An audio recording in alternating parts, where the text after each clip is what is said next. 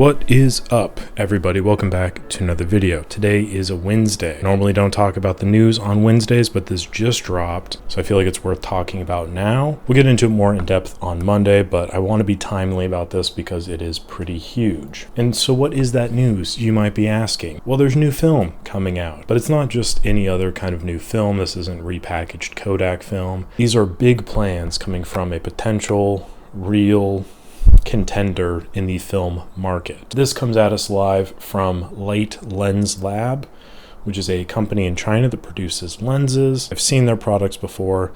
They're pretty nice. They cover a wide range. People seem to like them. Reputable company, a lot of money potentially. They put out a blog post on their channel. Nico's photography show also did a video about it. Check that out as well for some more information. I'm going to dive into it with my opinion of the information being shared here, but the blog post goes over the basics. They're going to be developing, producing photographic and cinematic films. They've run an emulsion test with a black and white film that they've created with a T-grain structure, and they've included scans of that grain structure as well. It's a little bit, again, over my head, but it is pretty cool that they included that, and somebody that knows more about it might be able to speak on it a bit more than I can. But from my experience, it looks cool. But not only do they plan on doing that, they also have a whole other list of all of the other films that they would like to release. And this list has everything on it. When I say everything, I do mean everything. They go over it in detail. Black and white film with the T-grain structure ranging from speeds 100 to 1600, C41 color film, E6 color film, peel apart instant film, ECN2 cinematography film, and so many other projects in the future, which I don't know what more they could really produce after this. That's everything right there from my interpretation. The problem with this is something we've discussed in the past. Each one of these poses its sorts of challenges.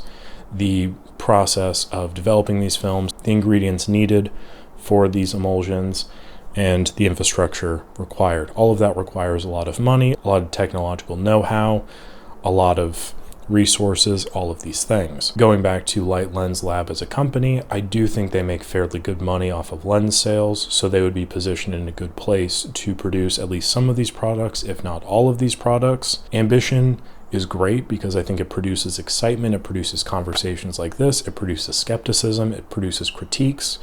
It gets people talking about stuff, it gets people excited, and ultimately I think that's what the film photography landscape needs, is just something to be excited about, even if it's some people saying like, this seems like they're biting off more than they can chew. I would probably side with you on that. This is a lot. Having that ambitious hope to fill all of these holes in the market is pretty huge.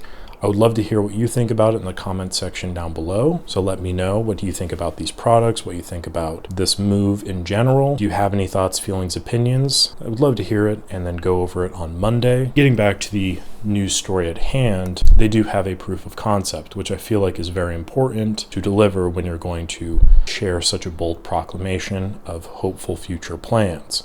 So not only do you see the grain structure in these scans, you also see the camera that they used to take the photos with, which is a Seagull TLR reproduction. Now, Seagull is a Chinese company. They produce film for a bit of time. They also produce some cameras, some SLRs. I think they just kind of slapped their name on it. They also produced actual SLRs and a range of TLRs such as this. They're kind of a Chinese version of the Soviet camera systems like the Kievs and Feds and the Zorkis, but a little bit less popular. I think if they're able to, reproduce a TLR system, that would be pretty huge, especially for medium format photography. And this one here has the really fun wood grain leatherette. If we look here, we have two pictures from their sample film, and noticeably it does not include the anti-halation layer. So you're getting a lot of these really glowy highlights on sources of light, very similar to something you'd see on like Cinestill film, but this is black and white. Probably one of my favorite images this year. We have this cat that is highlighted to the point where I feel like it has some information for me that's pertinent to like a quest.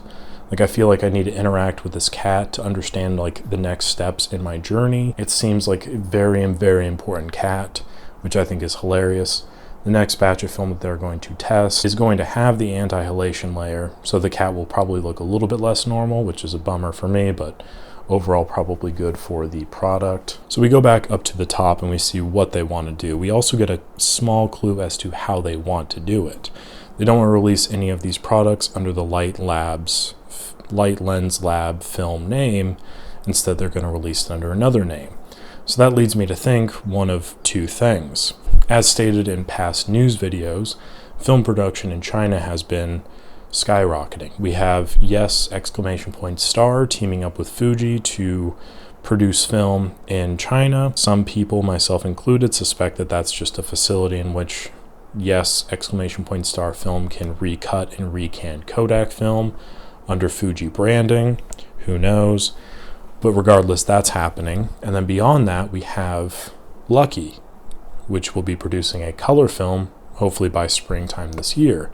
That obviously caused a lot of heads to turn, a lot of investment, a lot of excitement from a lot of different people. So I think it's fair to assume Light Lens Lab might be in some way working with one of these two companies, either to produce future film products, using their facilities to manufacture their own film, or something of that sort.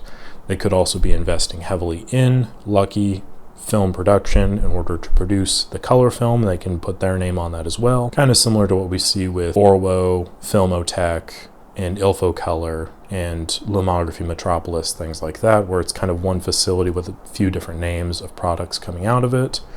We could see the similar thing happen there. But at the end of the day, I think it's a very exciting time, and I think it really is going to be huge for that Southeast Asian market. I think it's going to be huge for other markets as well. It'll be very interesting to see the impact that has on the North American market, especially because Kodak kind of has a little bit of a vice grip on film production. We've seen this in the past few months with the real crackdowns on the cinema film, recanning, respooling, all that stuff. Even with all those companies kind of closing down, it's still just one product that would be going away. This would be an introduction of potentially multiple products across multiple different lineups. We were talking about ECN2 film. The only real producer of ECN2 film is Kodak. I think Orwo has a motion picture color film, but like Kodak is the real supplier there. Instant peel apart film. That's not really even an industry anymore. I know there's one instant, and then beyond that, it's just people fighting tooth and nail to get their hands on the FP 100B and 100C. So if they're able to produce a new instant peel apart film, that completely revitalizes that potential market. E6, again, there's Kodak, E100, and then Fuji films. So any development in that area will be exciting as well. I think what we're looking at here, if they're able to produce all of these products, which is a big if, I grant you, but if they are able to, then what we're seeing is a product lineup that could rival that of Fuji's and Fuji's height in popularity. Everything Fuji was able to bring to the table. ECN2 film for cinematography, instant peel apart film, E6 film, T-grain structure, black and white film up to 1600. All of that pairs almost 1-to-1 to what Light Lens Lab is able to produce. Now, that is again a big if. On one hand, I want to be reasonably skeptical as to whether or not it's going to happen, but on the other hand, it is something to be excited about. And even if it doesn't happen, I'm making a video about it. It got Nico to make a video about it. I'm sure a lot of other people will be making videos about it. Produce a level of excitement into the overall community that just benefits everybody. We're all talking about it. It's a point of discussion that could be fun, and hopefully something will come out of this. We'll see what that looks like. I'll definitely be keeping my eyes on this product and this project in general, see how things roll out, see what their timeline looks like, if they have one. Again, I would love to hear what you have to say in the comments down below. I'll discuss that in a future news video, just kind of see where people are at with it. Anyway, that's it. Exciting news, good times, kind of shocking Wednesday news, but thought it was worth sharing. And yeah, like the video again if you enjoyed, subscribe to the channel so you don't miss out on future content. Thank you again, and I will catch you on the next one.